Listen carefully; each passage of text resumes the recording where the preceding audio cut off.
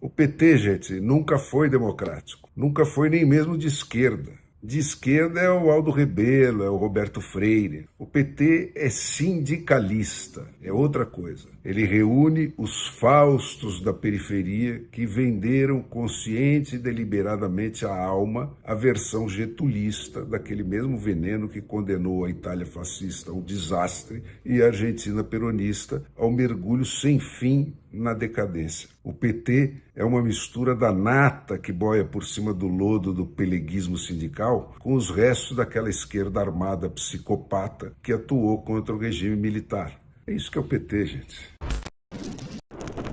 É a pura expressão da regra básica do lulismo.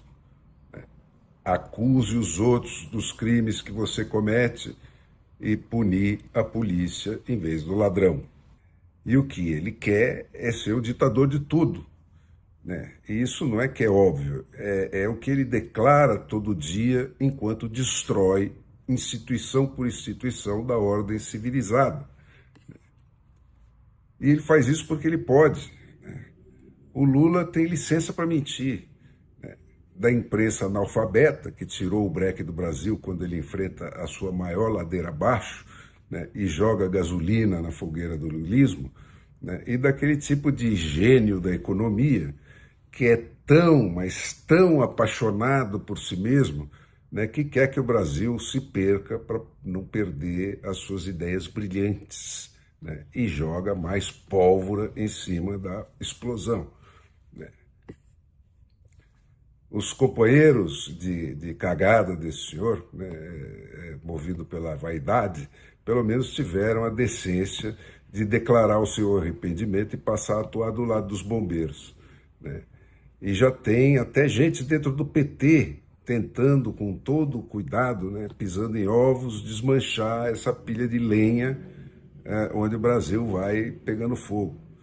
Mas não o gênio, né, que só tem olhos para si mesmo, né, e que ficou rico, muito rico, acertando palpites no que ia acontecer na economia, da qual ele era um dos formuladores. Como se não bastasse essa imprensa bonitinha, mais ordinária, né, na qual está cada vez mais difícil distinguir quem é que é filho daquilo mesmo e quem é que é só analfabeto. E é isso que explica por que lá vai o velho trêfego, né, com seu tesão de 20 anos, né, com aquela conversa, as urnas me autorizam a mudar a economia, as urnas me autorizam a tudo. Tá, mas não autorizam a mudar as regras da matemática, né? E nem muito menos o regime que impõe a troca do cacique nessas mesmas urnas de 4 em 4 anos, né? O PT, gente, nunca foi democrático. Nunca foi nem mesmo de esquerda, né? De esquerda é o Aldo Rebelo, é o Roberto Freire, né? O PT é sindicalista, né? É outra coisa. Ele reúne os faustos da periferia que venderam consciente e deliberadamente a alma à versão getulista daquele mesmo veneno que condenou a Itália fascista ao desastre e a Argentina peronista ao mergulho sem fim na decadência. O PT é uma mistura da nata que boia por cima do lodo do peleguismo sindical, né, com os restos daquela esquerda armada psicopata que atuou contra o regime militar. É aquela história, né? Cria um sindicato, não importa se ele representa ou não algum trabalhador, que o Estado vai passar a te sustentar, né? Minta, traia, roube o seu patrão na justiça que o Estado garante. Essa foi o veneno da corrupção da base da sociedade que o Getúlio instilou nesse Brasil que está aí, né? O resultado está aí, né? E nesse esquema de sindicatos falsos, né, se apropriar e manter a posse da direção desses sindicatos em eleições por aclamação, né, é a única coisa que o cara aprende, né? E é recompensado com atalhos de tribuna e de dinheiro público, né, para chegar ao mundo da política, né, infiltrar o mundo da política, infiltrar os legislativos, né, com dinheiro do qual eles estão legalmente dispensados de prestar conta. E é o que eles aprendem, né? É assim que se compra poder. É assim que esse pessoal vai continuar. O saudoso Luiz McLuff Carvalho, né, que era um brilhante repórter do tempo em que tinha jornalismo no Brasil, fez uma série de reportagens memoráveis, né, no Jornal da Tarde, né, sobre os mercenários especializados nessas eleições sindicais por aclamação. Era um pessoal que você alugava para dar porrada, para assassinar, para ameaçar as famílias dos concorrentes. Não é nada acidental, gente, essa identificação do lulismo com o crime organizado, né, que vai das Farc aos cupinchas, né, que vendem o produto das Farc aqui no Brasil. Né? Esse sindicalismo falso, né, é o trampolim para a infiltração do Congresso por essa gente. E aí eles começam a nos ditar leis, né? É a obrigatoriedade da filiação e da contribuição com os sindicatos deles, é a criação do imposto sindical, né? É a petrificação de cada privilégio conquistado em nome do social, né? Até que eles conseguem automatizar o controle de pedaços inteiros da população contra a permissão para trabalhar. É isso que torna legal o esquema que nos países civilizados é tocado pela máfia. E agora, gente, eu não quero tomar o seu tempo. Pensa bem, né? O que é que viraram os partidos políticos e as campanhas eleitorais estatizadas de hoje, né, depois de 40 anos de trabalho do PT, se não exatamente isso, né? O mesmo esquema que eles plantaram para os sindicatos. E vamos lá, gente, como é que foi esse caminho para levar o lulismo da fronteira do crime, né, para a ponte de comando desse navio chamado Brasil? Foi a esquerda honesta, né? Os quadros oriundos da antiga esquerda católica e os segmentos da esquerda universitária e da intelectualidade que no passado deram a chancela de qualidade e o aval moral, sem os quais o PT jamais teria chegado onde chegou. Foram os Faustos da academia e os Faustos da periferia que se seduziram mutuamente, né, e venderam os dois a alma para o diabo. Né? Por quê? Porque o Lula pertencia à classe certa. Ele tinha sido pobre o bastante para passar pelo fundo da agulha que leva para a porta do paraíso, né, e tinha o carisma que faltava aos acadêmicos e aos católicos da esquerda. E ele, o intuitivo brilhante, né, só teve que se entregar, docemente constrangido, às crenças e às intenções que aquela gente projetava nele e ele nunca tinha tido nem compartilhado. E ninguém, gente, nunca antes na história desse país teve mais talhado para se deixar corromper até a raiz pelo poder, sem nenhum laivo de resistência. O primeiro grande salto do PT foi obra do Luiz Buchiquem, né, que era um quadro vindo da esquerda trotskista, que é aquela esquerda que lê, né, que é mais ilustrada.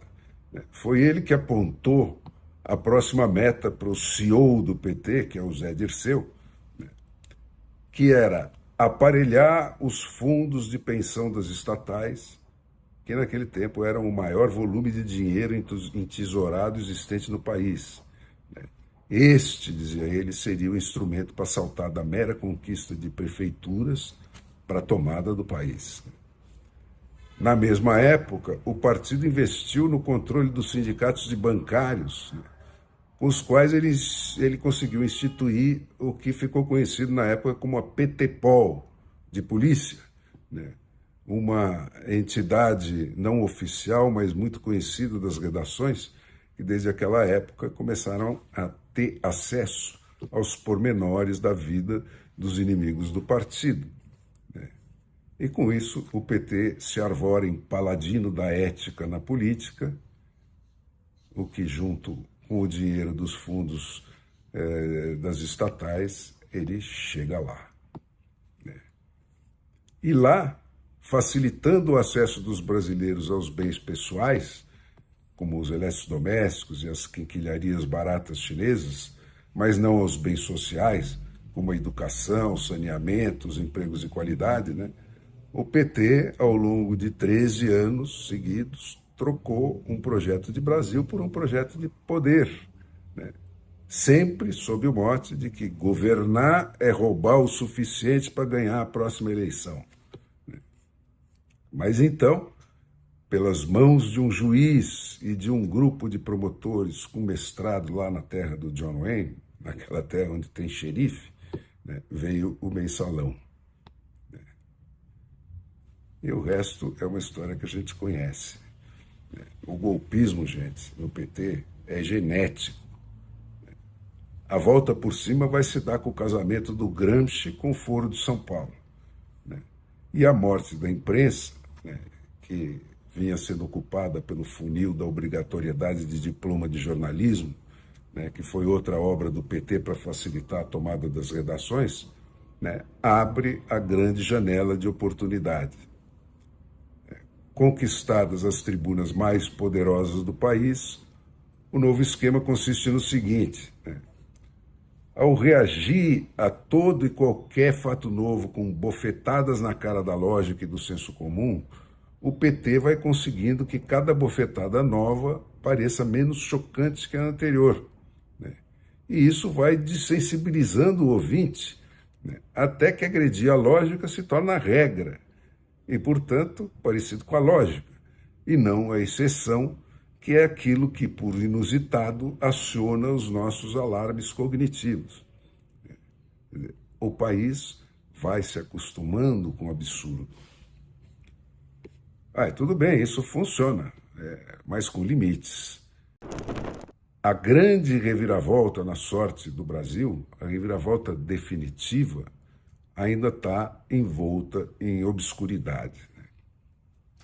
Um dia ainda a gente vai saber, o que é que tinha naqueles muitos terabytes de grampos da Vaza Jato, dos quais foram usados só aqueles que comprometiam das conversas do Moro com o Dallagnol, mas havia ali quilômetros e quilômetros, toneladas e toneladas de gravações, de trocas de mensagens de internet e de telefonemas, que foram capazes, milagrosamente, de transformar aquele STF das sentenças da ação penal 470, que foi a do mensalão, nesse que anulou tudo que o outro fez, e mantém encolhidos num canto, assistindo mudos às estrepulias do nosso Mussolini da Troga, todos os outros ministros. O que tem naquelas horas e horas de gravações, e de trocas de mensagens de internet que tem força bastante para virar votos de deputados e senadores e para calar a boca de juízes e promotores? Gente, aquilo virar votações no Congresso, um dia a gente ainda vai saber. Mas daí para frente, entrou em cena a última temporada da série A Queda da Democracia Brasileira. O primeiro episódio dessa última temporada começa com uma tentativa de assassinato à faca de um presidente eleito que, ao fim de 4 anos de mandato da própria vítima, consegue continuar impune. O segundo trata da anulação da ação penal 470, implicando a extinção, de fato, de todo o Poder Judiciário brasileiro, nas pessoas dos seus 9 juízes das suas 3 instâncias que condenaram o Lula por unanimidade. Tudo isso foi jogado no lixo com uma única canetada de um único indivíduo. Foi aí que morreu o sistema, o modelo republicano de governo de 3 poderes. E o enterro final viria a se dar com a reeleição do Rodrigo Pacheco para a presidência do Senado, que potencialmente pode anular também o poder legislativo inteiro. O terceiro episódio trata das urnas que por 3 vezes foram impedidas de produzir prova física do voto digitado, por motivo para lá de fútil, né, por ministros do Supremo Tribunal que diziam em voz alta pelos corredores do Congresso, de braço dado com os próceres da facção beneficiada pela anulação do acoplamento de uma impressora à máquina de votar, que eleições não se ganham, eleições se tomam, né? Que foi a manobra que acabou se encerrando com a deglutição goela abaixo das Forças Armadas Nacionais, da recusa em entregar a elas o código-fonte que poderia provar a existência desse crime. O famoso perdeu mané. No quarto episódio, né, a campanha lulista para a eleição troca os marqueteiros daquele passado ingênuo pela sucessão de decretos draconianos do Mussolini do nosso STF, né, que só não proibiram o Bolsonaro de fazer campanha exibindo a própria cara, né. Todo o resto foi proibido. No quinto episódio, se impõe contra a ameaça de cassação da concessão a obrigação de ter um esquerdista em cada programa da única televisão que insiste em manter o seu senso crítico. E censura-se, desmonetiza-se, exila-se, bloqueia-se os bens e caça-se os passaportes de todo mundo que chama os decretos do Mussolini do que eles são, ou que menciona qualquer dado da biografia real do Lula na internet. E contra essa sucessão de fatos, gente, o que é que se contrapõe? Uma menção elogiosa ao torturador Brilhante Ustra num rompante, né, do Bolsonaro contra as honrarias prestadas ao Carlos Marighella, que é o autor do best-seller mundial do terrorismo, né? E um comício mambembe na frente de um quartel lá nos anos anteriores à eleição. E ainda os 60 dias de acampamentos em frente a quartéis de gente que rezava e cantava hinos, né? E aí é que vem o 8 de janeiro. E depois do 8 de janeiro, né, essa descoberta de uma minuta golpista na casa do ministro da Justiça do Bolsonaro. E o que é que se esconde por baixo desse título de minuta golpista? É um estudo do artigo 136 da Constituição, né, que define as condições para a decretação do estado de defesa. A Constituição diz que, se for decretado pelo presidente, né, o estado de defesa tem que ser aprovado pelo Congresso dentro de 24 horas e reconfirmado de 10 em 10 dias. Né? Se aprovado pelo Congresso, né, o estado de defesa dá poderes ao presidente para restringir o direito de reunião, quebrar o sigilo de correspondência e comunicação, prender por crime contra o Estado por no máximo 10 dias com assistência obrigatória do Judiciário. Aí o Bolsonaro e o seu ministro da Justiça concluíram que as condições exigidas não se apresentavam, eles nunca iam ter autorização do Congresso, coisa que... e esqueceram o assunto. Mas foram presos pelo golpe que eles não deram, né? Já o PT, antes e depois da posse, restringe o direito de reunião, quebra o sigilo de comunicação de Deus e todo mundo, prende, exila e asfixia economicamente quem quer que ouse criticá-lo, né? E chama quem se manifesta como eles, né, sempre se manifestaram, né, sempre, com violência, botando fogo em ministérios, etc. Eles chamam quem faz a mesma coisa hoje de terrorista. Né? E prendem e torturam a granel, sem julgamento nem anistia. E diante das provas do que todo mundo sabe que aconteceu naquele 8 de janeiro, ele declara sigilosos todos os filmes das invasões né, enquanto compra explicitamente votos para bloquear uma CPI do Congresso que possa contradizer a narrativa do golpe de Estado. E o detalhe, gente, é que entre os líderes de mais essa mobilização democrática pela salvação do Estado democrático de direito, né, estão diversos terroristas, sem aspas, anistiados, que mataram a esmo com bombas em locais de ajuntamento público ou metralhando pais na frente dos filhos, né, e fazendo barbaridades, né, e exigiram e receberam indenizações por 40 anos, pagas pelo Favelão Nacional, depois que foram anistiados por terem sido presos por alguns anos por esses assassinatos. E não obstante todos esses fatos, os golpistas são os golpeados. É isso que é o PT, gente.